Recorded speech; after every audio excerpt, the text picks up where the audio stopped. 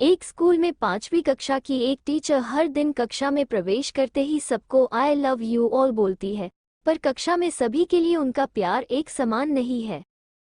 Class में राहुल नाम के एक लड़के को वे बिल्कुल पसंद नहीं करती थी। गंदे कपड़े, रूखे सूखे बाल, कभी जूतों के फीते खुले होते तो कभी शर्ट के कॉलर में गंदे दाग, कुल मिलाकर राहुल स्कूल बिल्कुल मैला कुचला आता था। क्लास में पढ़ाते वक्त राहुल का ध्यान कहीं और रहता। टीचर के धमकाने पर उनकी ओर शून्य दृष्टि से देखने से ही पता चलता है कि राहुल मात्र शारीरिक तौर पर क्लास में बैठा है, उसका मन कहीं और है। टीचर की उसके प्रति अनिच्छा की भाव धीरे धीरे बढ़ने लगता है। राहुल क्लास में आते ही उस टीचर के अपमान का शिकार होता। क्लास के सारे बच्चे राहुल का मजाक उड़ाते और वह टीचर भी उसका अपमान करके खुश होती। लेकिन राहुल ने इन सारी बातों का कभी कोई उत्तर नहीं दिया। उस टीचर के लिए राहुल एक निष्प्राण पत्थर की तरह है, क्योंकि उसका अनुभूति कुछ भी नहीं था।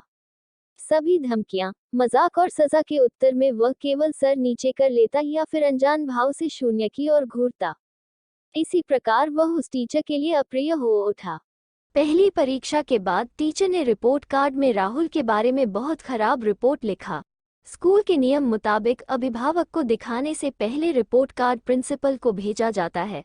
राहुल का रिपोर्ट कार्ड देखकर प्रिंसिपल ने टीचर से कहा कि रिपोर्ट कार्ड में कुछ मोटिवेशन वाली एक बात लिखनी चाहिए। तुम्हारी लिखी हुई बातों से उसके पिता बिल्कुल निराश हो जाएंगे। माफ कीजिए मैम, राहुल इतना नालायक और खराब है कि मैं उसके बारे में अच्छा कुछ नहीं लिख सकती। प्रिंसिपल ने एक अद्भुत काम किया। उन्होंने राहुल के पिछले 2 साल की रिपोर्ट कार्ड चौकीदार के हाथों टीचर के टेबल में रखवा दिया। अगले दिन जब टीचर की नज़र टेबल पर पड़ी और पाया कि वह राहुल की रिपोर्ट कार्ड है, तो वो सोचने लगी कि निश्चित रूप से पिछले साल भी उसका रवैया इसी तरह का रहा होगा। तीसरी क्लास की रिपोर्ट कार्ड खोलकर रिमार्क पढ़कर वो आश्चर्यचकित रह गई। रिपोर्ट कार्ड राहुल के लिए मोटिवेशनल रिमार्क से भरे हुए थे।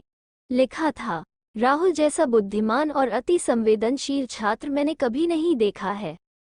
उसके अंदर हमेशा अपने सहपाठियों और शिक्षकों के प्रति सहयोग की भावना देखी है। राहुल ने तीसरी कक्षा में प्रथम स्थान प्राप्त किया था। हैरान होकर टीचर ने चौथी कक्षा का रिपोर्ट कार्ड खोला, जहां लिखा था, मां की बीमारी के कारण राहुल की पढ़ाई पर गहरा प्रभाव पड़ा है तथा पढ़ाई में वह लापरवाह हो रहा है। राहुल की मां के गुजरने के साथ साथ उसके जीवन की सभी आशा और भविष्य की आभा ओझल हो रहा है। बहुत देर होने से पहले ही उसे बचाना होगा। कांपती हुई हाथों से टीचर ने रिपोर्ट कार्डों को बंद किया और एक भारी मन और हृदय लेकर वह बैठ गई। उनकी आंखों से टप टप कर आंसू बहने लगे। अगले दिन क्लास में आते ही उन्होंने हर दिन की तरह आई लव यू ऑल कहा। लेकिन उस दिन भी उनका ये कहना सबके लिए नहीं था। कक्षा में सबसे गंदे और लापरवाह बच्चे के लिए उस दिन जो प्यार दिल में वह महसूस कर रही थी वो दूसरे बच्चों के प्रति संभव नहीं था। पढ़ाते वक्त रोज की तरह उस दिन भी राहुल को प्रश्न पूछा और हमेशा की तरह राहुल ने अपना सर नीचे कर चुपचाप खड़ा रहा।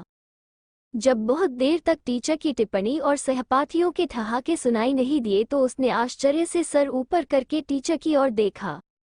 टीचर के चेहरे पर मुस्कान थी। राहुल को पास बुलाकर प्रश्न का उत्तर बताया और उसे दोहराने के लिए कहा।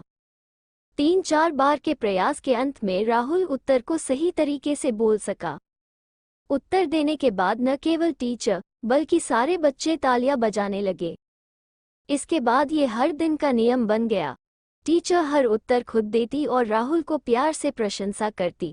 हर अच्छे काम में राहुल का उदाहरण देने लगी। धीरे धीरे राहुल हताशा के चंगुल से बाहर निकला।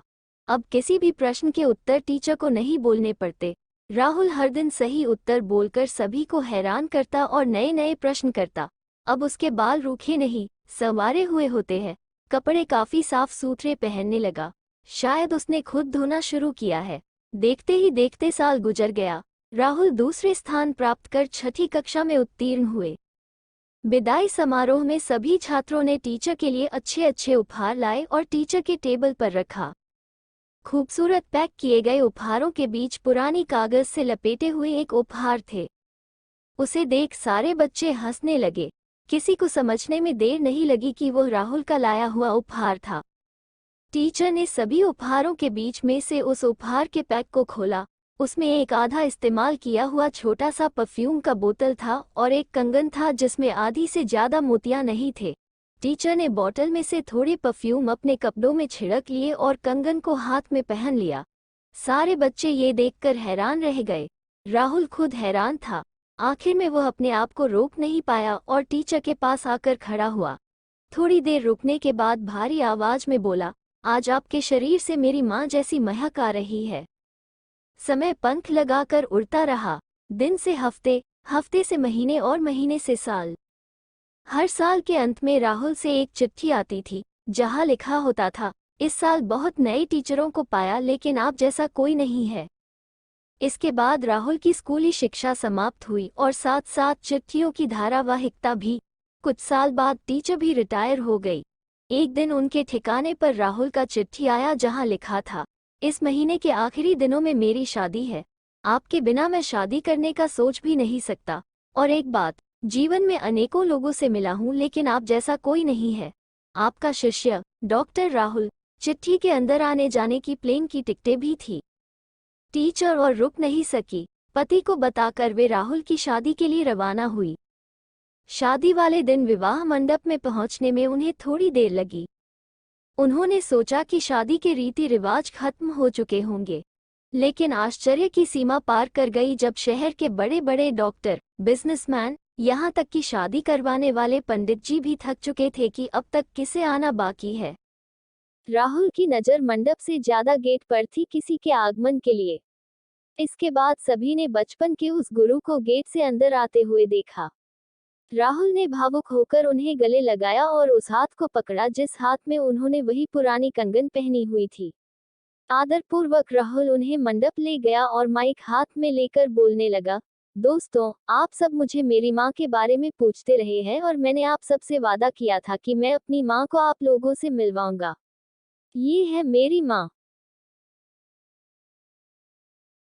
कहानी में अंत तक बने रहने के लिए आपका हार्दिक धन्यवाद।